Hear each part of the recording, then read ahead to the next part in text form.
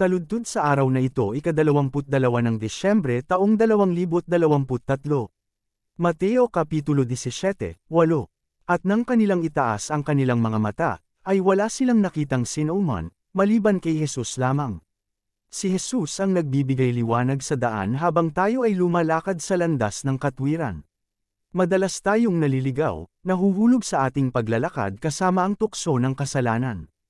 Ang ating mga prioridad sa lupa ay nagiging mas mahalaga kaysa sa ating kaugnayan sa Diyos. Walang mas mahalaga kaysa kay Jesus, at mananatili tayong nakatuon sa Kanya. Hindi tayo mawawala ng lakad habang nananatili tayo sa daan patungo sa buhay na walang hanggan. Panalangin, pinakamamahal na Ama sa langit, patawarin mo sana kami kapag naabala kami. Pinipili naming panatilihin si Jesus sa harap at lahat ng iba pang bagay sa likod namin habang nagpapatuloy kami sa daan patungo sa iyo. Sa pangalan ni Jesus, Amen.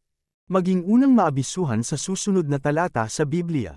Paki-like, share, comments at subscribe. Salamat. Pagpalain ka nawa ng Diyos.